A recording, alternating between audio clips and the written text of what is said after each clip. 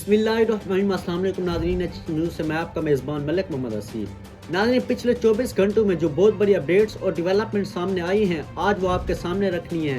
27वीं आईनी तरमीम के हवाले से भी बहुत बड़ी अपडेट आई है। मौलाना फजल रहमान ने इसको मुस्तरद कर दिया है और उन्होंने दो टोक बयान जारी किया है, वो भी आपके साथ शेयर करना है। इसके साथ साथ अलीमा खान की बहुत बड़ी अपडेट आई है कि वो अलीमा खान जो हैं अडियाला जेल के बाहर अपना एहतजाज रिकॉर्ड करवा रही हैं और हज़ारों की तादाद में उनके जो कारकुन हैं वो वहाँ पर इकट्ठे होना शुरू हो गए हैं। और इसके साथ साथ अब बात करते हैं कि इकरारुल हसन की। इकरारुल हसन को अब तनकीद का निशाना बनाया जा रहा है। अब इकरारुल हसन को तनकीद का क्यों निशाना बनाया जा रहा है, इसकी भी बात करते हैं। तो नाज़रीन, सबसे पहले बात करते हैं मौलाना फजल रहमान की। नाज़रीन, मौलाना फजल रहमान एक इजलास करते हैं जिसमें वो कहते हैं कि हम 27वीं आईनी तरमीम को मुस्तरद करते हैं। नाज़रीन, मौलाना फजल रहमान साहब कहते हैं कि 27वीं आईनी तरमीम में जिन शख्सियात को ताकत मिल रही है वो दरअसल एक गैर कानूनी है। इस्लाम भी इस चीज़ की इजाज़त नहीं देता और इस चीज़ से ना इनकी कोई इज्जत बढ़ी है और ना ही कुछ इनको फ़ायदा हुआ है। हम इस चीज़ को मुस्तरद करते हैं।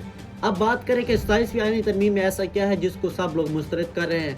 नाज़रीन, 27वीं आईनी तरमीम में ये है कि जो फील्ड मार्शल होगा उसका जो ओहदा होगा वो पूरी ज़िंदगी जब तक यानी कि ताहयात रहेगा, जब तक उसकी ज़िंदगी रहेगी तब तक वो ओहदा उसके पास रहेगा और उस पर कोई भी केस नहीं चल सकता।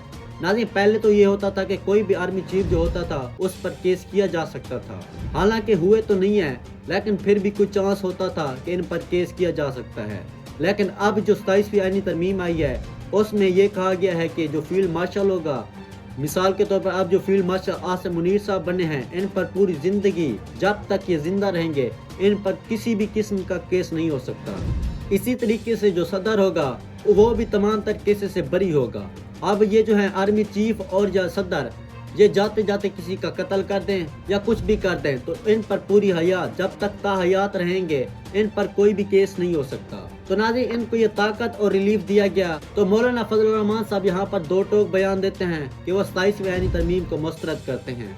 तो नाज़रीन, ये मौलाना फजल रहमान साहब वही हैं जो कभी 26वीं आईनी तरमीम की हिमायत कर रहे होते हैं तो कभी 27वीं आईनी तरमीम को मुस्तरद कर रहे होते हैं। तो इनका कोई एक जैसा बयान नहीं होता। जब चाहे इस्टेब्लिशमेंट इनसे कुछ करवा सकती है तब ये कर जाते हैं और जब इस्टेब्लिशमेंट इनका हाथ ना पकड़े तो ये फिर इस्टेब्लिशमेंट के खिलाफ हो जाते हैं। नाज़रीन, अब बात करते हैं कि सीनियर सहाफ़ी सैयद इकरारुल हसन पर क्यों तनकीद हो रही है। तो नाज़रीन, इकरारुल हसन साहब एक वीडियो सोशल मीडिया पर पोस्ट करते हैं जिसमें वो अपनी जो एनिवर्सरी है उसको वो मना रहे हैं। तो नाज़रीन, उसमें दो बीवियाँ होती हैं। तो अब बात करते हैं कि उन पर तनकीद क्यों हो रही है। नाज़रीन, उस वीडियो में दो बीवियाँ थी सैयद इकरारुल हसन की, तीसरी बीवी जो कि फराह इकरार है वो नहीं थी। बहुत सारे लोग कह रहे हैं कि तीनों बीवियों को यहाँ पर होना चाहिए था लेकिन यहाँ पर दोनों बीवियाँ हैं।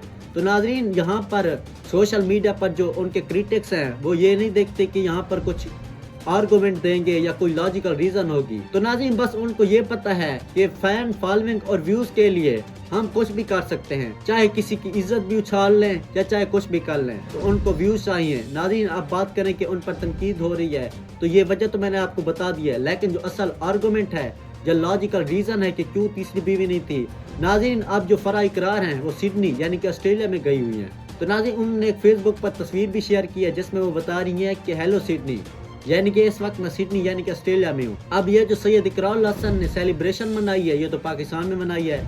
तो अब ये कैसे हो सकता है कि एक ही टाइम में तीनों बीवियाँ किस तरह हो सकती हैं। एक बीवी जब ऑस्ट्रेलिया गई हुई थी तो वो किस तरह से इस सेलिब्रेशन में शिरकत हासिल कर सकती थी।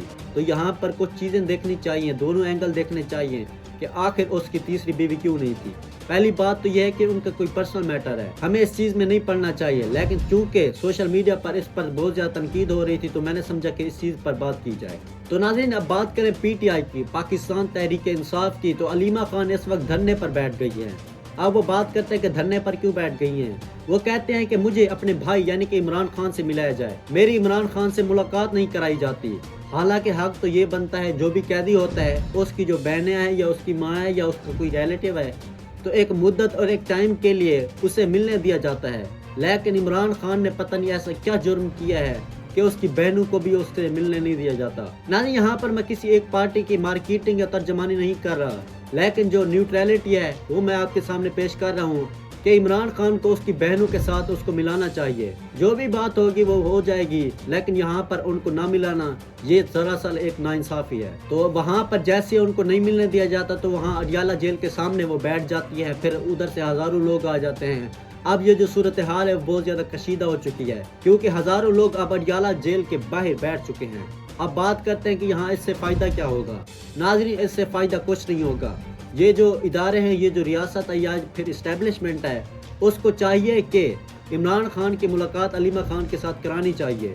کیا ہوگا اس سے، یا کیا اس سے بڑا امپیکٹ ہو جائے گا، کیا ایشو بن جائے گا؟ اس سے کچھ ایشو نہیں بنے گا، تو پھر ان کو آخر ملاقات تو کرانی چاہیے نا۔ تو ناظرین، ایک بہت بڑی اپڈیٹ یہ بھی ہے کہ بہت سارے لوگ جو بات کر رہے تھے کہ عمران خان کا جو ایکس اکاؤنٹ ہے وہ اڈیالہ جیل سے آپریٹ ہو رہا ہے، تو یہاں پر جو سپرنٹینڈنٹ اڈیالہ جیل ہے اس نے دو ٹوک بیان جاری کر دیا۔ اس نے کہا ہے کہ اڈیالہ جیل سے کسی بھی قسم کا ایکس اکاؤنٹ نہیں چل رہا، ایکس اکاؤنٹ جو ہے اس کی رسائی جو ہے امریکہ سے ہو رہی ہے۔ ریسنٹلی اس نے تمام تر جو اکاؤنٹس تھے اس کی لوکیشن شیئر کی ہے کہ یہ کہاں سے آپریٹ ہو رہے ہیں۔ جو عمران خان کا آفیشیل ایکس اکاؤنٹ ہے وہ آپریٹ ہو رہا ہے امریکہ سے، تو یہ بات غلط ہے کہ اڈیالہ جیل سے عمران خان کا ایکس اکاؤنٹ آپریٹ ہو رہا ہے۔ تو ناظرین، یہ تھی پچھلے 24 گھنٹے کی اپڈیٹس۔ مزید جو بھی اپڈیٹس ہوئی ہم آپ کو بتائیں گے۔ تو ابھی تک آپ نے ہمارے چینل کو سبسکرائب نہیں کیا تو سبسکرائب کر لیں۔ تو ملتے ہیں کسی اور اگلی ویڈیو میں، تب تک اپنے میزبان ملک محمد اسید کو رجا۔ اللہ حافظ۔ اللہ نگہبان۔ پاکستان زندہ باد۔